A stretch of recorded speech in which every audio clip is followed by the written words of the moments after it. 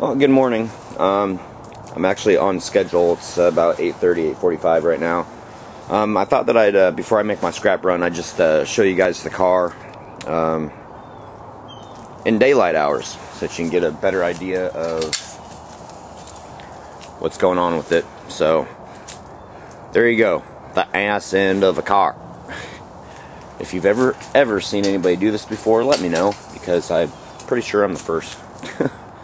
And you can see the cut on the car came out really well for the most part. There's a few spots, but it's really not going to show, and people aren't going to be looking at it. And I'm actually thinking about, when I do the prop, have some kind of maybe up to like right here, have some kind of fabric, creepy cloth or something like that covering the top of the car. So that's pretty cool. And again, there's the frame that I was contending with. I actually had to cut, or actually I took the nut off the other side, but I had to cut the bolt through right there too. And I had something else that I was going to say too. Depending upon what I get from scrapping today, I might go out and get the casters today. And if I do, then I'll go ahead and weld them up. I also want to take, I mentioned this before, take the tires off, take all the brake hardware off, the backing plate, all the non-essential suspension components, and get it done that way. So, I really don't want to do this. I don't like scrapping, but you gotta do what you gotta do, right? So, yeah, so this is basically a bunch of stuff that I've gotten from the shop and other people, tear apart transmissions, and I've actually got a advertisement on Craigslist right now for scrapping. Oh, and the other interesting thing too is I'm going to stop at the espresso bar on my way to scrap, and the lady there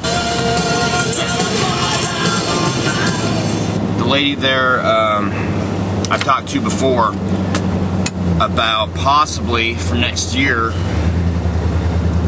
having the espresso bar come out and do a have the espresso bar here on Halloween for the haunted house.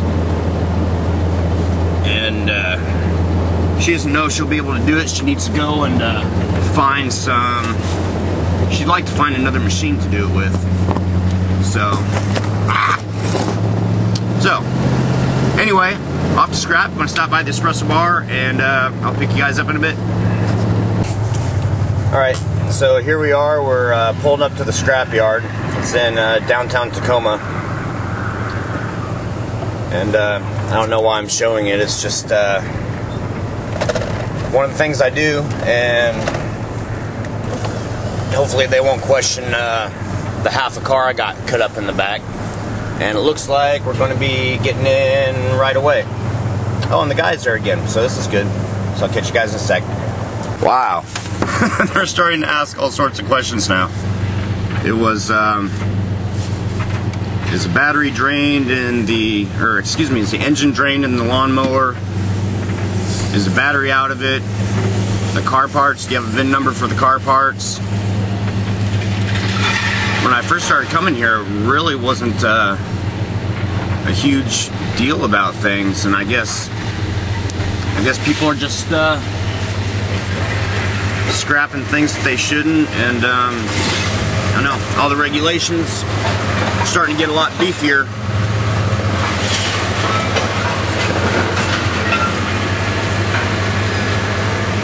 So here I am. Unless they tell me to move, then I guess this is where I'll stay. Alright, so here I am back at the house.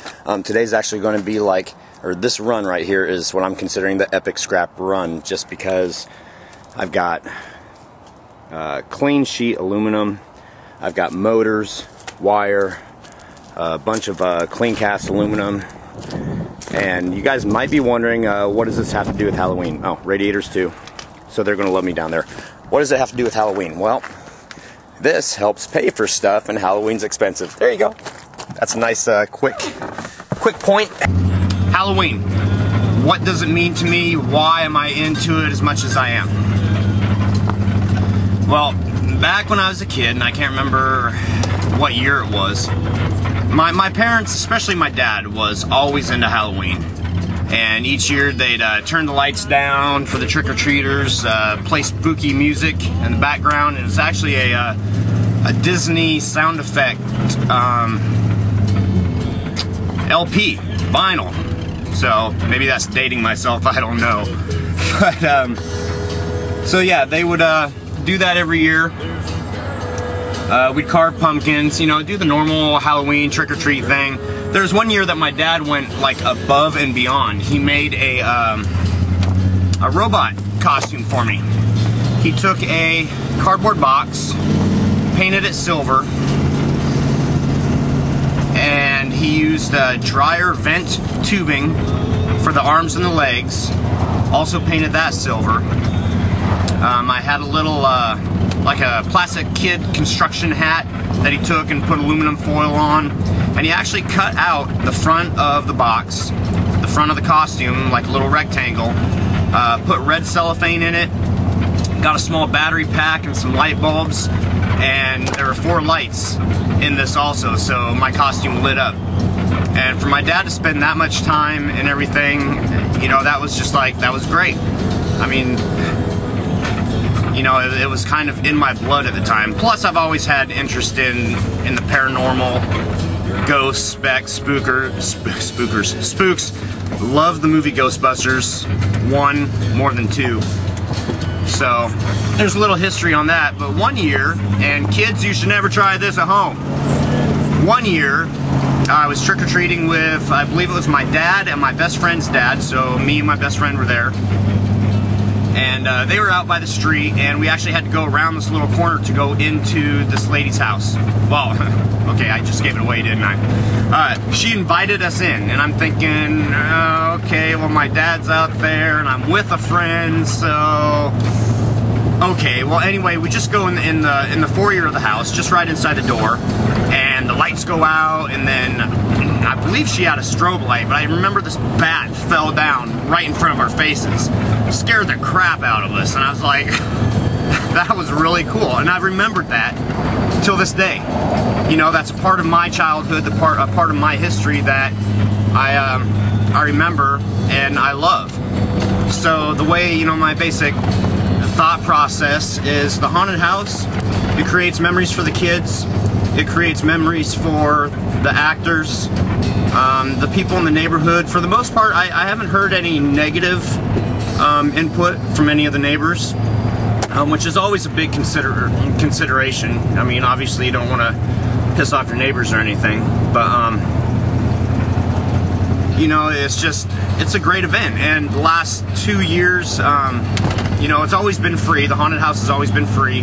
I can't charge because then I'd be a business, and then I'd have an actual attraction in a residential neighborhood, and Lakewood's a real stickler for laws, rules, regulations, stuff like that. So that kind of sucks. And then, of course, you know, like I said, I need a business license. I'd have to file with the IRS for tax-exempt status, insurance, building inspectors, fire marshal inspectors to make sure that all the props are, you know, fire retardant, and all the electrical stuff is not, you know, hooked up incorrectly. So it's just way too much. Would I like to charge? I'd love to charge and get my money back, but it is my hobby, so, you know, it is what it is. I gotta roll with it. But like I said, the last 2 years we've also done canned food donations, or canned food drive for Northwest Harvest. So, you know, it makes good memories for everybody, even if you get the crap scared out of you, which is kind of the point. You know, it makes the memories, and it helps. The last 2 years has helped feed people, and like I said before in one of the other videos, 202 pounds of food last year. So, especially with the economy the way it is, it's a pretty good thing to, you know, to help people out. I just got through passing this place, and they got pallets all over the place. So originally I was going to go home and look on Craigslist to see if I could find something. But so I'm going to stop up here real quick and see what they have to say. See if they'll part with any of them or not. Yeah, I mean, like, pallets up the yin yang. So not sure if they'll part with them or what. But we might find out here real quick. Yeah, look at all them pallets. Holy crap. So I'm gonna park, go inside, and see what's up. Alright, so a little disappointed, and the battery's starting to run out of juice. And by me saying I'm disappointed, that means that they reuse them. So, on to the next stop. Alright, so I just got through coming out of Lowe's. And I'm pretty sure that these right here are going to be perfect. 5-inch wheels. They're going to take a lot of weight. And they've even got a Zerk fitting on them so that you can lube up the centers.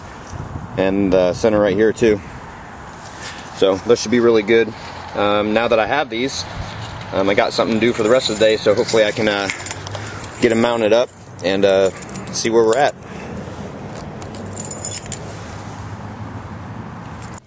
Alright, so this is kind of twofold right now. I figured that I hadn't eaten all day, and I'm really kind of hungry. And my friend just called me and told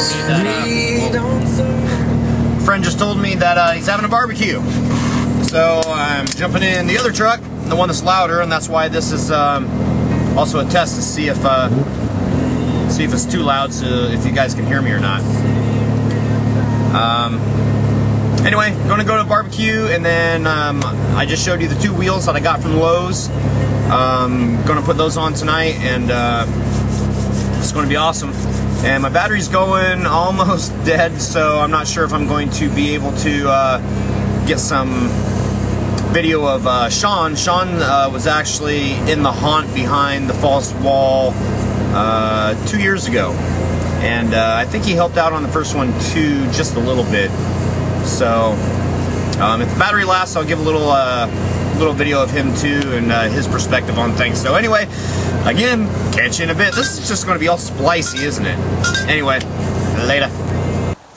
How's it going? Alright, this is going to be the last one for the night before I throw it online.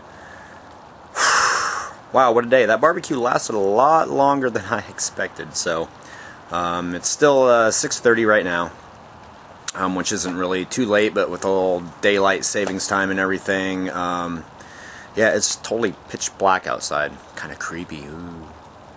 Just kidding. Anyway, like I promised, I went and just got through taking the 2 casters, and that's another thing too. They only had 2 of them down at Lowe's. They didn't have 2 more, which kind of concerns me, because if they don't have 2 more exactly like this in the next week or so, then I might be looking at a problem, but not a huge one. Both casters, and all 4 of them, are going to be rotating, just for the simple fact that I don't know how this prop is going to be maneuvered, and having all 4 of them able to turn, I thought was going to be a really good idea. So yeah, so I welded this one up, I welded that one up, and that's basically going to call it a night.